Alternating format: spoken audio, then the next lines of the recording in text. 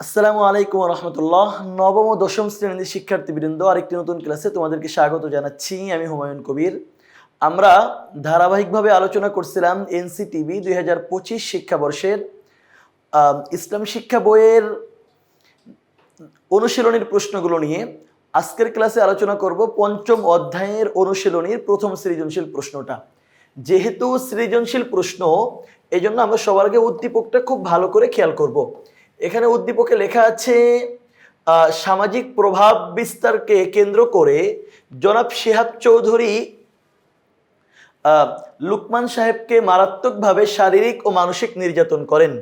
কিছুদিন পর লুকমান সাহেব প্রতিশোধ নেওয়ার সুবর্ণ সুযোগ পেয়েও এ থেকে বিরত থাকেন। প্রতিশোধ নেওয়ার সুযোগ পেয়েও প্রতিশোধ নেননি। এ ধরনের উদারতা দেখে জনাব শিহাব চৌধুরীর মধ্যে বেশ পরিবর্তন আসে। তিনি প্রতিজ্ঞা করেন যে কোনো মানুষের সাথে আর কোনো অন্যায় আচরণ করবেন না। গোত্র বর্ণ ভেদাভেদ ভুলে গিয়ে সকলের সাথে ভ্রাতৃত্ব বন্ধনে আবদ্ধ হবেন। সকল কাজকর্মে কোরআন ও হাদিসকে অনুসরণ করে চলবেন। সামাজিক প্রভাবকে কেন্দ্র করে শিহাব চৌধুরী লুকমান চৌধুরীকে মারাত্মকভাবে আঘাত করেছে। পরবর্তীতে লুকমান চৌধুরী যখন সুযোগ পেয়েছে প্রতিশোধ নেওয়ার, তিনি সেটা প্রতিশোধ নেননি। এই উদারতা দেখে শিহাব সাহেবের মধ্যে একটি পরিবর্তন এসছে। তিনি নিয়ত করেছেন আর কখনো কোনো অন্যায় আচরণ মানুষের সাথে করবেন না। গোত্র বর্ণ ভেদাভেদ ভুলে গিয়ে সবার সাথে ভ্রাতৃত্ব বন্ধনে আবদ্ধ হবেন। এটা ছিল আমাদের উদ্দীপক। এখন আমাদের সামনে প্রশ্ন আছে চারটা। ক নম্বর প্রশ্ন হলো, মদিনা সনদের ধারা কয়টি? মদিনা সনদের ধারা হলো 47টি। মদিনা সনদের ধারা কয়টি? মদিনা সনদের ধারা 47টি। রাসূলের জীবন আদর্শ অনুকরণীয় কেন? মানে নবীজি সাল্লাল্লাহু আলাইহি সাল্লামের জীবন আদর্শ কেন অনুসরণ করতে হবে, কেন অনুকরণ করতে হবে, কোন প্রয়োজনে? আমরা বলছি রাসূল সাল্লাল্লাহু আলাইহি সাল্লাম ছিলেন সর্বকালের সর্বশ্রেষ্ঠ মহামানব। আল্লাহ তাআলা পৃথিবীতে যত মানুষ সৃষ্টি করেছেন, হযরত আদম আলাইহিস সালাম থেকে নিয়ে আজ পর্যন্ত এবং কিয়ামত পর্যন্ত যত মানুষ আসবে, এর সবার মধ্যে সর্বশ্রেষ্ঠ মহামানব হলেন রাসূল সাল্লাল্লাহু আলাইহি সাল্লাম। মহান আল্লাহ মানব জাতির মুক্তির দূত হিসেবে তাকে প্রেরণ করেছেন। শেষ নবী ও রাসূল হযরত মুহাম্মদ সাল্লাল্লাহু আলাইহি সাল্লাম হলেন আমাদের জীবনের সর্বশ্রেষ্ঠ আদর্শ। তিনি কখনো অন্যায় করেননি, সব সময় মানুষকে সততা ও ন্যায়ের শিক্ষা দিয়েছেন।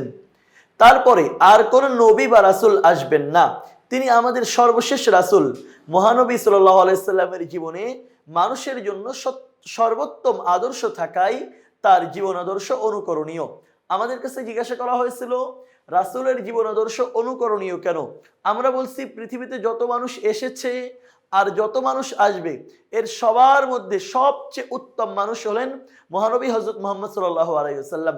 মহানবী হযরত মুহাম্মদ সাল্লাল্লাহু আলাইহি ওয়াসাল্লাম যেহেতু সবার চেয়ে উত্তম মানুষ, সুতরাং মানুষ হিসেবে আমাদের উচিত উত্তম মানুষ মুহাম্মদ সাল্লাল্লাহু আলাইহি ওয়াসাল্লামকে অনুসরণ করা। আর আল্লাহ বলছেন, লাকাদ কানা লাকুম ফি রাসূলিল্লাহি উসওয়াতুন হাসানাহ। আল্লাহর রাসূলের জীবনের মধ্যে, মহানবী সাল্লাল্লাহু আলাইহি ওয়াসাল্লামের জীবনের মধ্যে তোমাদের জন্য রয়েছে উত্তম আদর্শ। সুতরাং আমরা উত্তম আদর্শই গ্রহণ করব। আশা করি বুঝতে পেরেছ। গ নম্বর প্রশ্ন হলো, লুকমান সাহেবের আচরণে মহানবী সাল্লাল্লাহু আলাইহি সাল্লামের কোন গুরুত্বপূর্ণ ঘটনার আদর্শ ফুটে উঠেছে? লুকমান সাহেব সুযোগ পেয়েছিলেন প্রতিশোধ নেওয়ার, কিন্তু তিনি প্রতিশোধ নেননি। মুহাম্মদ সাল্লাল্লাহু আলাইহি সাল্লামের জীবনেও এমন একটা ব্যাপার আছে যে তিনি প্রতিশোধ নেওয়ার সুবর্ণ সুযোগ পেয়েছিলেন, কিন্তু প্রতিশোধ না নিয়ে সবাইকে ক্ষমা করে দিয়েছিলেন। এটা কোন ঘটনা? আশা করি তোমাদের এতক্ষণে মনে পড়েছে, অষ্টম হিজরিতে মক্কা বিজয়ের ঘটনা। তাহলে লুকমান সাহেবের আচরণে মহানবী সাল্লাল্লাহু আলাইহি সাল্লামের কোন গুরুত্বপূর্ণ ঘটনার আদর্শ ফুটে উঠেছে? মক্কা বিজয়ের ঘটনা। আমরা বলছি লুকমান সাহেবের আচরণে মহানবী সাল্লাল্লাহু আলাইহি সাল্লামের মক্কা বিজয়ের সময় কুরাইশদের ক্ষমা করার আদর্শ ফুটে উঠেছে। নবুয়ত প্রাপ্তির পর মহানবী হযরত মুহাম্মদ সাল্লাল্লাহু আলাইহি সাল্লাম বিপথগামী মক্কাবাসীদের নিকট ইসলাম প্রচার আরম্ভ করেন। মহান আল্লাহর নির্দেশে প্রকাশ্যে ইসলামের দাওয়াত দেওয়া শুরু করলে মূর্তি পূজারীরা তার বিরোধিতা শুরু করে। তারা তার উপর শারীরিক ও মানসিক নির্যাতন চালায়। পাথর ছুঁড়ে নিক্ষেপ করে, অপমান ও লাঞ্ছিত করে। পরবর্তী সময়ে রাসূল সাল্লাল্লাহু আলাইহি ওয়াসাল্লাম প্রতিশোধ নেওয়ার সুযোগ পেয়েও তাদের ক্ষমা করে দেন। লুকমান সাহেবের মধ্যে এ আদর্শেরই প্রতিফলন লক্ষণীয়। রাসূলুল্লাহ সাল্লাল্লাহু আলাইহি ওয়াসাল্লামকে মক্কার কাফিররা ওর অত্যাচার করে, নির্যাতন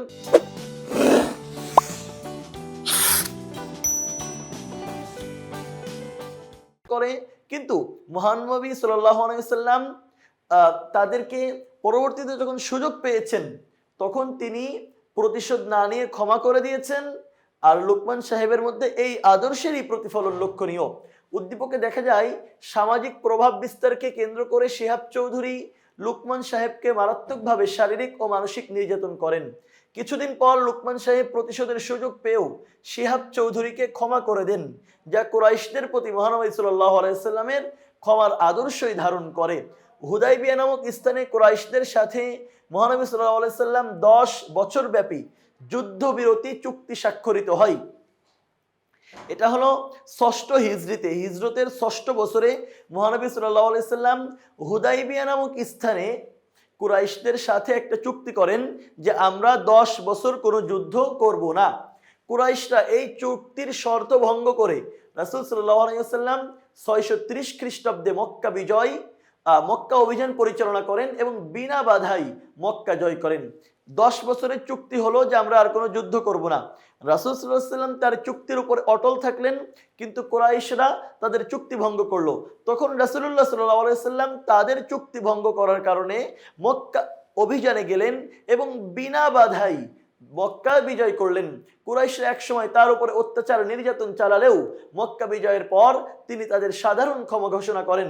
সুতরাং লুকমান সাহেবের আচরণে মহানবী সাল্লাল্লাহু আলাইহি ওয়াসাল্লামের ক্ষমার আদর্শই ফুটে উঠেছে। আমাদের কাছে গ নম্বর প্রশ্নে জানতে চাওয়া হয়েছিল যে লুকমান সাহেবের আচরণে মহানবী সাল্লাল্লাহু আলাইহি ওয়াসাল্লামের কোন গুরুত্বপূর্ণ ঘটনার আদর্শ ফুটে উঠেছে। আমরা বললাম মক্কা বিজয়ের।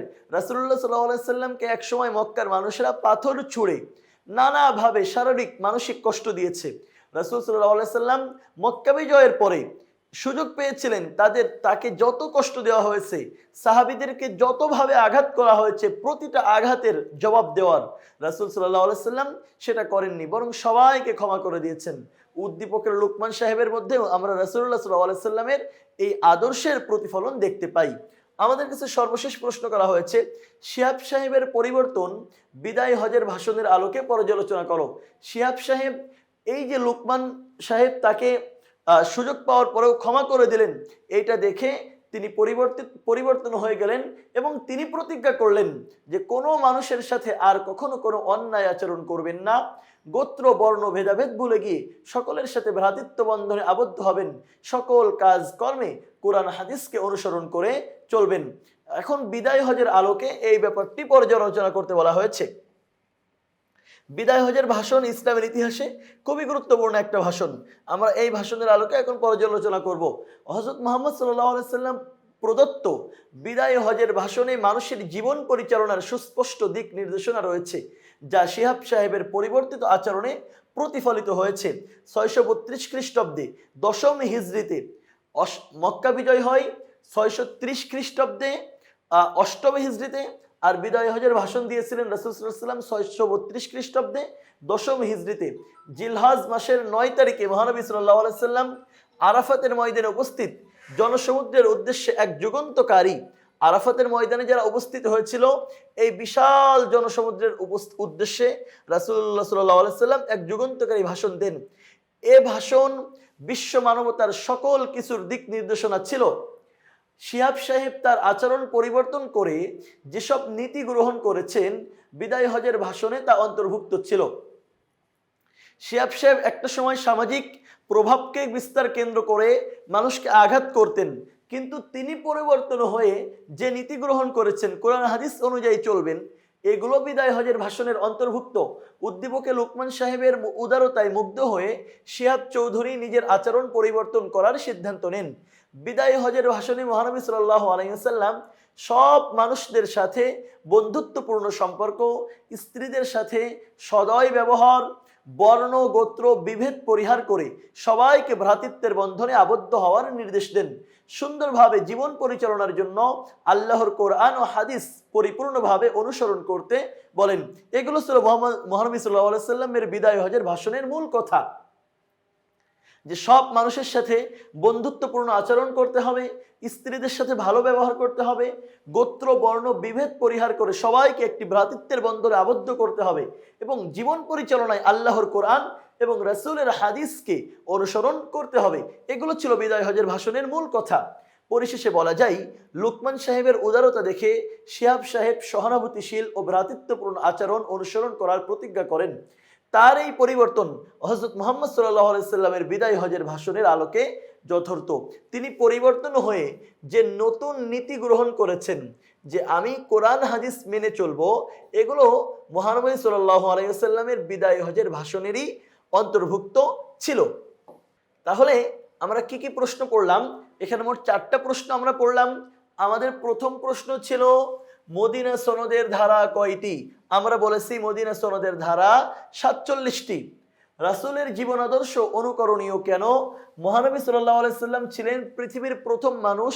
হযরত আদম আলাইহিস সালাম থেকে নিয়ে আজ পর্যন্ত এবং কিয়ামত পর্যন্ত পৃথিবীতে যত মানুষ আসবে সব মানুষের মধ্যে সবচেয়ে উত্তম মানুষ, শ্রেষ্ঠ মানুষ। আর আল্লাহ তাআলা রাসূলের জীবনের মধ্যে আমাদের জন্য উত্তম আদর্শ রেখেছেন, সুতরাং তিনি জীবন আদর্শ হিসেবে অনুকরণীয়। লুকমান সাহেবের আচরণে মহানবী সাল্লাল্লাহু আলাইহি সাল্লামের কোন গুরুত্বপূর্ণ ঘটনার আদর্শ ফুটে উঠেছে ব্যাখ্যা করো। আমরা বলেছি তিনি সুযোগ পাওয়ার পরেও প্রতিশোধ নেননি। এটা রাসূল সাল্লাল্লাহু আলাইহি সাল্লামের জীবনের মক্কা বিজয়ের মতো গুরুত্বপূর্ণ ঘটনার আদর্শ ফুটে উঠেছে। রাসূলুল্লাহ সাল্লাল্লাহু আলাইহি সাল্লামকে একসময় মক্কার মানুষেরা নির্যাতন করেছে। হেন কোনো পদ্ধতি ছিল না যেই পদ্ধতি অবলম্বন করে তারা নির্যাতন।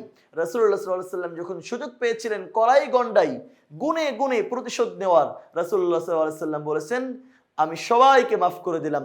লুকমান সাহেবের আচরণে সেই আদর্শ ফুটে উঠেছে। শিহাব সাহেবের পরিবর্তন বিদায় হজের ভাষণের আলোকে পর্যালোচনা করো। আমরা বলছি শিহাব সাহেব পরিবর্তিত হয়ে যে নতুন নীতি গ্রহণ করেছেন, যে এখন তিনি গোত্র বর্ণ ভেদাভেদ ভুলে গিয়ে ভ্রাতৃত্ব বন্ধনে আবদ্ধ হবেন, সকল কাজে কোরআন হাদিসকে অনুসরণ করে চলবেন। এগুলো মূলত রাসূলুল্লাহ সাল্লাল্লাহু আলাইহি সাল্লামের 632 খ্রিস্টাব্দে 10ম হিজরিতে বিদায় হজের ভাষণে প্রদত্ত কথারই অন্তর্ভুক্ত। তাহলে তোমাদেরকে যদি কখনো প্রশ্ন করা হয় মদিনা সনদের ধারা নিয়ে, জানতে চাওয়া হয় রাসূলুল্লাহ সাল্লাল্লাহু আলাইহি সাল্লাম কেন আদর্শ, তোমাদের কাছে জিজ্ঞাসা করা হয় মক্কা বিজয় নিয়ে অথবা বিদায় হজ নিয়ে, আশা করি তোমরা তার আনসার করতে পারবে। তোমাদের জন্য শুভকামনা জানিয়ে আজকের ক্লাস থেকে বিদায় নিচ্ছি।